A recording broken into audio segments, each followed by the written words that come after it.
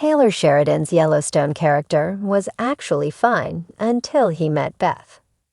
Taylor Sheridan is a screenwriter and showrunner to Paramount Network's massive Yellowstone series, but he also played Travis Wheatley, a Texas-based horse aficionado who ended up being a divisive character after his encounter with Beth. Travis has a sizable role as part of the returning Yellowstone Season 5 cast. While Sheridan's character had popped in and out of the Yellowstone narrative for years, his appearance in Season 5 leading up to the final was disconcerting for fans and critics alike. Taylor Sheridan's self-indulgence in Yellowstone Season 5, Episode 13, was particularly distracting. As Beth grieved the loss of her father after Kevin Costner's ultimate fate as John Dutton in the Yellowstone premiere, she traveled down to Texas to oversee a vital horse deal that weighed into the ranch's fate. When the sixth-generation Dutton daughter encountered Travis, something was immediately awry with Sheridan's character. Somehow, it was more than just Wheatley's antics distracting from vital narratives involving Jamie Dutton and other forgotten characters. Before Yellowstone Season 5, Part 2, no one had significant complaints about Taylor Sheridan's Travis Wheatley, at least not on the scale that the last season brought. He was just a cocky horse trader who came around when John Dutton needed to buy an expensive equine, and his arrogance lent itself to painting a picture of his character, who is excellent at what he does, training and trading horses while crushing rodeo competitions. While he took up much screen time when he factored into the series, Travis typically sat in a horse saddle or performed technically skilled rodeo maneuvers. Yellowstone Season 5, Part 2 also wholly changed Travis' storyline, however. Travis was previously alongside John and Rip, dealing exclusively with horses. After Yellowstone Season 4, Wheatley's other big storyline was helping Jimmy Herdstrom get back on his feet after a series of life-threatening accidents, which also worked for his character. However, at the end of Yellowstone Season 5, Travis factored into the story in new and unexpected ways, like when Beth traveled to his home in Texas, or when he told all the cowboys about his and Rip's beloved memories. While most people note Travis' extensive presence as to why Taylor Sheridan's acting role in Yellowstone Season 5 was so divisive, his part in the 5th chapter completely changed how the horse trader factors into the story. Rather than emerge at the ranch, Wheatley, now apparently irresponsible, compelled Beth to travel to Texas in the penultimate Season 5 episode. While Beth's trip to the Four Sixes was a diversion from the ending of Yellowstone, Travis had fun at Beth's expense when she came down to Texas, coercing her into playing strip poker and joking about filming her as she begins to undress.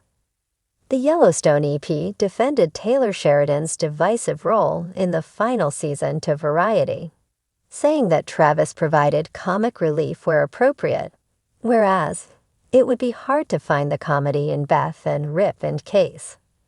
However, Christina Vora's comments didn't thoroughly justify Travis' appearance, since Wheatley's comedy, which was brazenly misogynistic in Yellowstone Season 5 without a comedic payout, made Beth the punchline while she was grieving her father's death.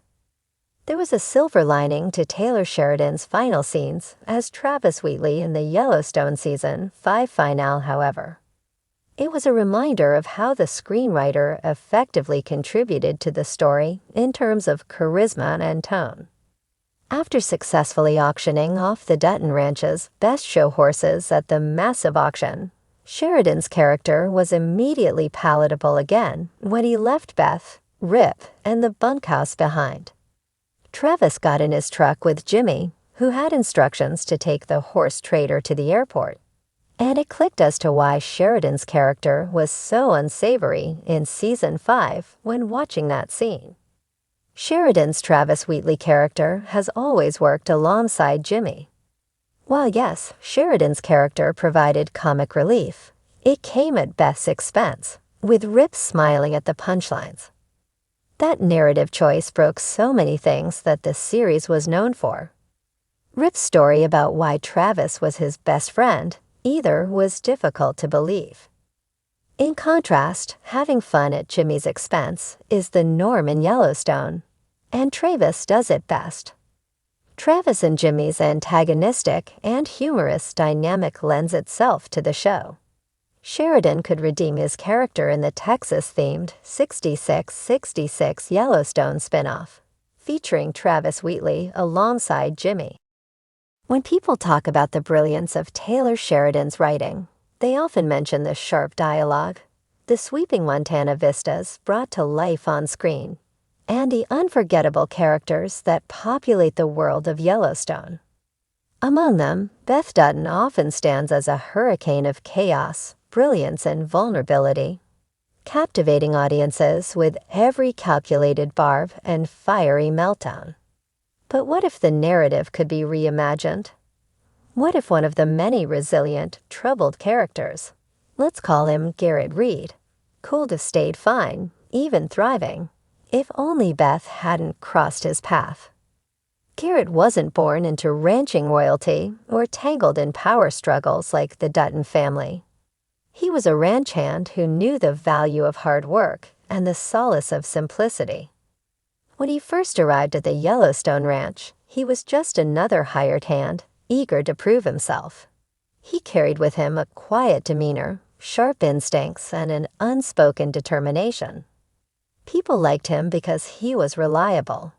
He didn't have the bravado of Rip Wheeler or the dark secrets that so many others at the ranch seemed to harbor. Garrett was, for lack of a better word, steady. Before Beth entered his life, Garrett had carved out a comfortable existence. He earned the respect of John Dutton through countless hours of backbreaking work. Unlike many others, Garrett never overstepped his bounds. He knew when to speak and when to stay quiet, a skill John appreciated. Garrett had even started to think about taking a leap and purchasing a small plot of land nearby, a dream fueled by years of saving. The Yellowstone Ranch was chaotic, yes, but it wasn't his chaos. He'd mastered the art of keeping his head down and staying out of trouble. And then came Beth. It wasn't a dramatic meeting. She stormed into the bunkhouse one evening, looking for Rip but finding Garrett instead. She was on one of her trademark warpaths, her anger directed at someone, or something, unrelated to Garrett. He should have shrugged it off, nodded politely, and gone back to cleaning his saddle. But Beth had a way of pulling people into her orbit, whether they wanted to be there or not. "You're new," she said, her voice a mix of curiosity and judgment. "Been here 6 months," he replied, cautious but polite. She tilted her head, studying him like he was a puzzle she could solve in seconds. "You're too normal for this place." Garrett didn't know what to say to that, so he said nothing. But Beth wasn't the type to let silence win. She smirked, a flicker of amusement crossing her face, and then she left. It was a brief interaction, but it planted a seed of unease in Garrett. He'd heard stories about Beth Dutton, the chaos she brought, the way she could dismantle someone with a single sentence. He decided then and there to avoid her at all costs.